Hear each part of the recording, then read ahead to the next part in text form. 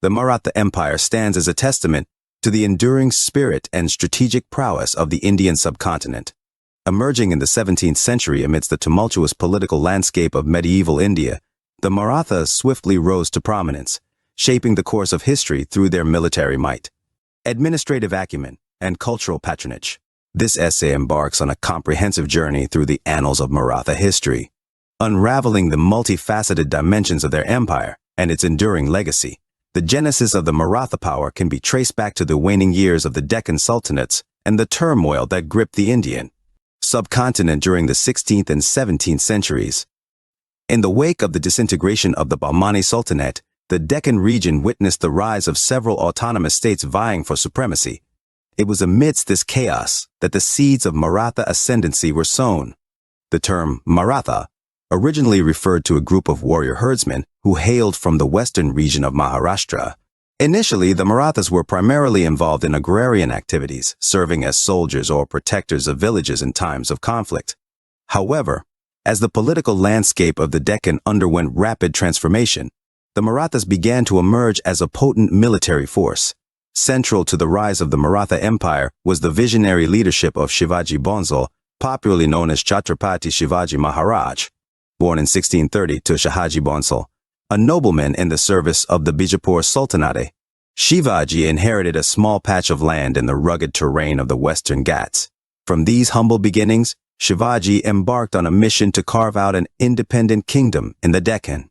With a blend of military prowess, political acumen, and strategic alliances, Shivaji rapidly expanded his territory, capturing key forts and territories from the Adil Shahi and Qutb Shahi Sultanates. Shivaji's crowning achievement came with the establishment of the Maratha kingdom in 1674, with himself as the Chhatrapati, or paramount ruler. This marked the culmination of years of relentless warfare and diplomacy, as Shivaji succeeded in uniting disparate Maratha clans under a single banner. Shivaji's success on the battlefield can be attributed to his innovative military strategies and tactics. Recognizing the limitations of his forces compared to the well-equipped Mughal and Deccan Sultanate armies, Shivaji adopted unconventional guerrilla warfare techniques. One of Shivaji's most notable military innovations was the extensive use of light cavalry known as the Maratha horse. These agile and mobile units played a crucial role in swift raids, reconnaissance missions, and harassment of enemy supply lines. Shivaji also pioneered the use of guerrilla tactics such as hit-and-run attacks, ambushes, and night raids, which allowed his smaller army to inflict significant damage on larger, more cumbersome forces. Additionally, Shivaji was a master of fortification and defensive warfare. He meticulously planned and constructed a network of hill forts across the Western Ghats, which served as impregnable bastions against enemy incursions. These forts not only provided strategic advantages, but also served as centers of administration and governance, facilitating the consolidation of Maratha power in the region. Shivaji's reign was marked by a remarkable focus on administrative reform and efficient governance. He established a decentralized administrative system that empowered local chieftains known as sardars or desays to govern their respective territories with a degree of autonomy, while still pledging allegiance to the central authority of the Chhatrapati. Shivaji's administration was characterized by a meritocratic approach, where individuals were appointed based on their competence rather than hereditary status. He also instituted revenue reforms aimed at alleviating the burdens on the peasantry, such as the imposition of a system of land revenue that was fair and equitable. Furthermore, Shivaji's reign saw the establishment of a sophisticated intelligence network and postal system, which facilitated communication and ensured the swift dissemination of orders and information across the Maratha Empire. After Shivaji's demise, his successors continued his administrative policies, albeit with varying degrees of success. The Maratha state under the Peshwas witnessed further centralization of power, with the appointment of a hereditary prime ministerial position that held considerable authority over the empire's affairs. Following Shivaji's death in 1680, the Maratha Empire entered a phase of rapid expansion under the leadership of his successors. One of the most notable figures during this period was Shivaji's son, Sambhaji, who continued his father's legacy of territorial expansion. The Marathas launched military campaigns to extend their influence beyond the Deccan, venturing into the fertile plains of northern India. They clashed with the Mughal Empire, gradually asserting control over vast swathes of territory, including the rich provinces of Malwa, Gujarat, and parts of present-day Uttar Pradesh. The Maratha expansion was not limited to land conquests alone. They also established a formidable presence in the maritime sphere, challenging European powers such as the Portuguese, Dutch, and British for dominance over trade routes and coastal territories. By the mid to 18th century, the Maratha Empire had emerged as a preeminent force in the Indian subcontinent, with its territory stretching from the Arabian Sea in the west to the Bay of Bengal in the east. Diplomacy played a crucial role in the consolidation and expansion of the Maratha Empire. Shivaji and his successors skillfully navigated the complex web of alliances and rivalries that characterized the political landscape of medieval India. Shivaji forged strategic alliances with regional powers such as the Sultan of Bijapur and the English East India Company, leveraging these relationships to secure military support and territorial concessions. He also employed diplomatic overtures to win the loyalty of local chieftains and nobles, thereby expanding the Maratha sphere of influence. The Peshwas, who held sway over the Maratha Empire during much of the 18th century, continued Shivaji's tradition of diplomacy. They brokered alliances with European powers, including the French and the British, in order to bolster their military strength and counter the encroachments of rival empires. However, the intricacies of Maratha diplomacy also led to internal discord and factionalism, as competing factions vied for control over the empire's foreign policy. Despite these challenges, the Marathas succeeded in forging a formidable network of alliances that enabled them to assert their dominance over much of the Indian subcontinent for centuries to come. The Maratha cavalry played a pivotal role in the military success of the empire, serving as the backbone of its formidable army.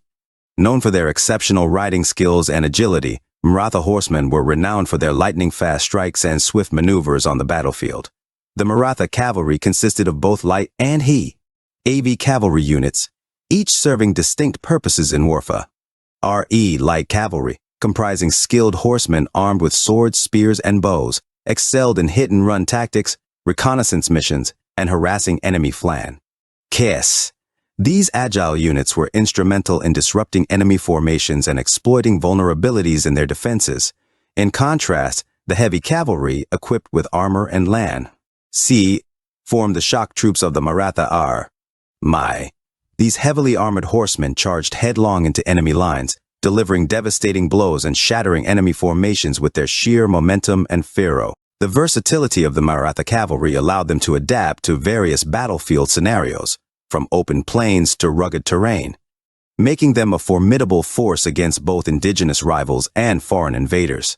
The Marathas were masters of fortifications and siege warfare, employing a combination of strategic planning, engineering prowess, and tactical ingenuity to secure their territories and fend off enemy incursions. Shivaji, in particular, recognized the importance of fortified strongholds in maintaining territorial control and thwarting enemy advances. He initiated an ambitious program of fortification, constructing a network of hill forts strategically positioned atop natural barriers such as mountains and cliffs.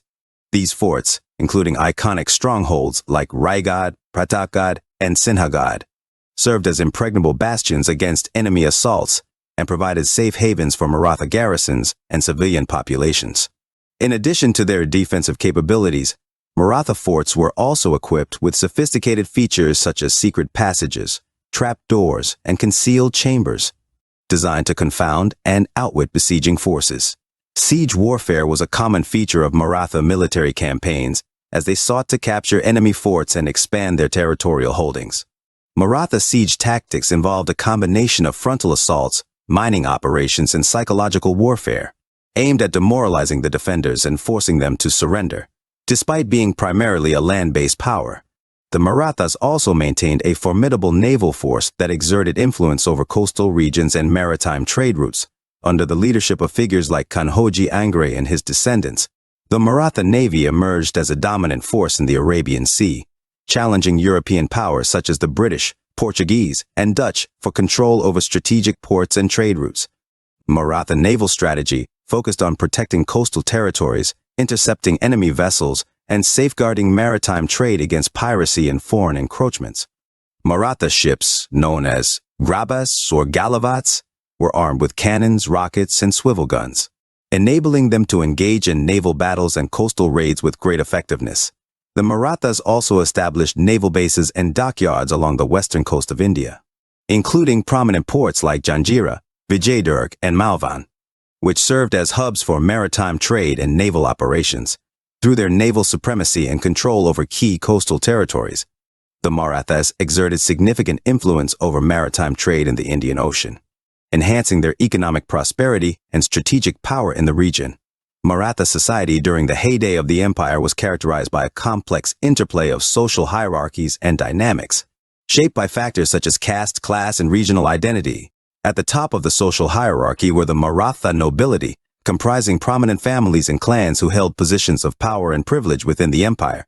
These elite families, including the Peshwas, the Bansals, and the Gaekwads, wielded considerable influence over political, economic, and military affairs. Below the nobility were the Maratha warrior communities, such as the Maratha Kshatriyas, who formed the backbone of the empire's military forces. These warrior clans, known for their martial valor and prowess, enjoyed social status and privileges based on their military service to the empire. Beneath the warrior classes were the agrarian communities and peasant cultivators, who constituted the backbone of the rural economy. Despite their indispensable role in agricultural production, these lower caste groups often faced socio-economic marginalization and exploitation at the hands of feudal landlords and revenue officials.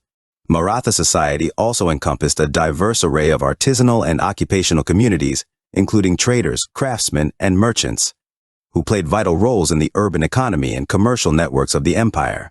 The Maratha Empire was characterized by a remarkable degree of religious pluralism and tolerance.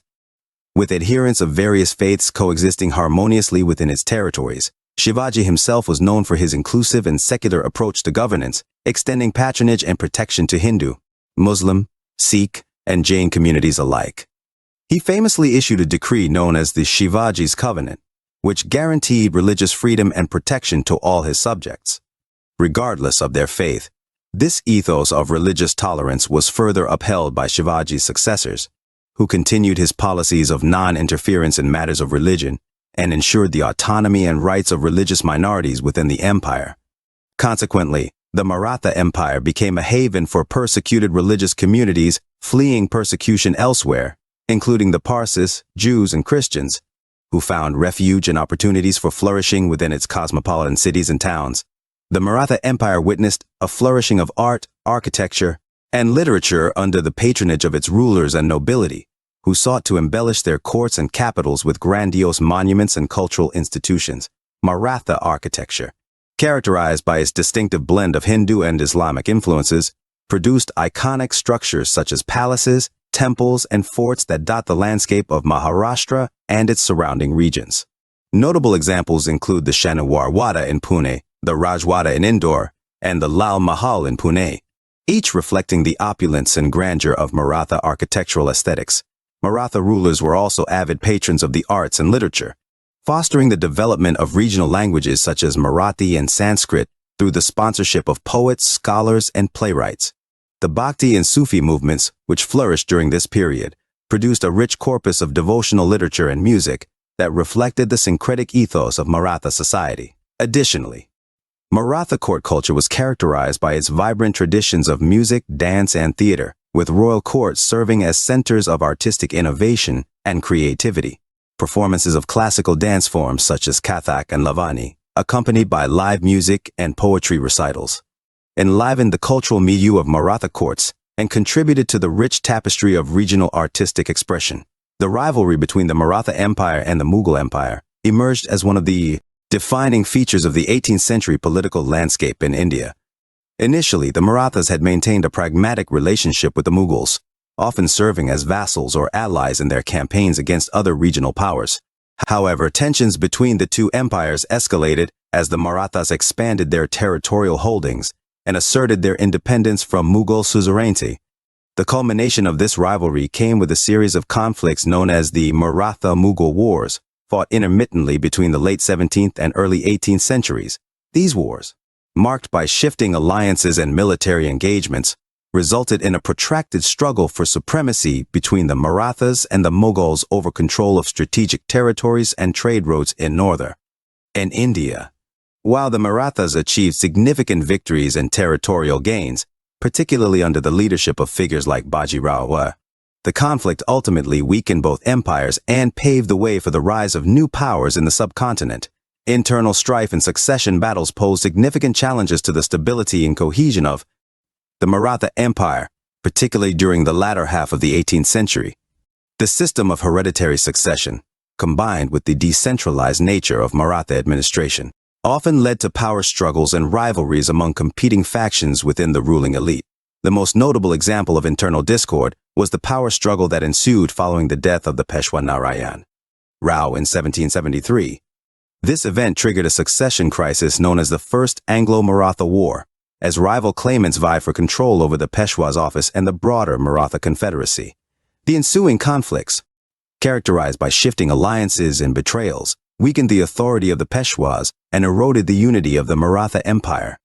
Internal divisions and rivalries among Maratha chieftains and noble families further exacerbated the situation, hastening the decline of Maratha power and influence. The most formidable challenge to the Maratha Empire came in the form of British colonial incursions into the Indian subcontinent during the late 18th and early 19th centuries. The British East India Company, seeking to expand its territorial holdings and commercial interests, gradually encroached upon Maratha territories through a combination of diplomacy, warfare, and opportunism. The series of Anglo-Maratha Wars, fought between 1775 and 1818, marked the culmination of this confrontation, as the British East India Company systematically dismantled Maratha power and annexed large portions of Maratha territory through a combination of military victories and diplomatic maneuvering. The Third Anglo-Maratha War in particular culminated in the decisive defeat of the Marathas at the Battle of Koregaon in 1818, leading to the imposition of British suzerainty over much of India and the formal dissolution of the Maratha Empire. The downfall of the Maratha Empire marked the end of an era in Indian history, as centuries of Maratha hegemony gave way to British colonial rule and the gradual transformation of the Indian subcontinent into a British colony. Despite their valiant resistance, the Marathas ultimately succumbed to the overwhelming military, economic, and political power of the British Empire, ushering in a new chapter in the history of India.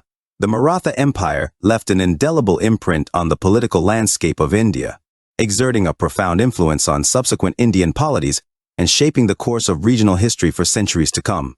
One of the most significant legacies of the Maratha Empire was its role in challenging and ultimately weakening the hegemony of the Mughal Empire in northern India. The decline of Mughal power in the 18th century created a power vacuum that was filled by emerging regional powers, including the Marathas, who established their dominance over vast territories in central and western India. The decline of the Maratha Empire in the early 19th century paved the way for the rise of British colonial rule in India. However, the legacy of Maratha resistance and resilience served as a source of inspiration for subsequent Indian freedom fighters and nationalist movements, who sought to reclaim India's sovereignty and independence from foreign domination. Furthermore, the administrative and military innovations of the Marathas, including their decentralized administrative system, guerrilla warfare tactics, and military strategies, continued to influence Indian polities long after the demise of the empire. Many regional rulers and princely states adopted elements of Maratha governance and military organization, contributing to the diversification and decentralization of power in post-colonial India. The Maratha Empire made significant contributions to the cultural and architectural heritage of India, leaving behind a legacy of magnificent monuments, forts, temples, and palaces that continue to stand as testaments to their grandeur and opulence. Maratha architecture, characterized by its blend of indigenous Hindu and Islamic influences, produced iconic structures such as the Shaniwar Wada in Pune, the Raigad Fort, the Rajwada in Indore, and the Lal Mahal in Pune. These architectural marvels not only served as seats of political power and governance, but also showcased the artistic and cultural achievements of the Maratha rulers. Additionally, Maratha patronage of the arts, literature, and music fostered a vibrant cultural milieu in their courts and capitals. Marathi literature flourished under their patronage, producing literary masterpieces such as the Sant Sahitya, literature of saints, and the Bhakti Kavyas, devotional poetry, which continue to be celebrated as cultural treasures of Maharashtra.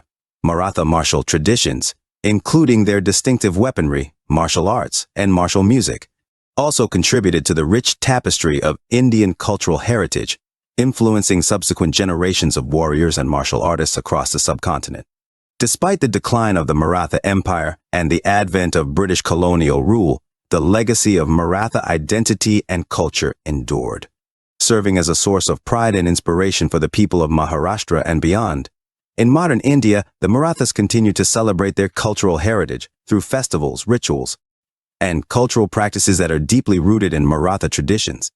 Marathi language and literature remain vibrant expressions of Maratha identity, serving as vehicles for the preservation and propagation of Maratha culture and heritage. Furthermore, the resurgence of Maratha identity in contemporary India is evident in various socio-political movements and initiatives aimed at asserting Maratha rights and interests. Issues such as reservation quotas, representation in government institutions, and socio-economic development have been focal points of Maratha activism and advocacy in recent years. The enduring legacy of the Maratha Empire serves as a reminder of the resilience, valor, and cultural richness of the Maratha people, whose contributions continue to shape the fabric of Indian society and inspire future generations to uphold the values of courage, unity, and cultural pride. The Maratha Empire, with its indomitable spirit and remarkable achievements, occupies a prominent position in the tapestry of Indian history. From the visionary leadership of Shivaji to the grandeur of its expansive territories, the Maratha Empire continues to evoke fascination and admiration. Despite its eventual decline, the legacy of the Marathas endures, serving as a source of inspiration for generations to come, and reminding us of the enduring resilience and ingenuity of the human spirit.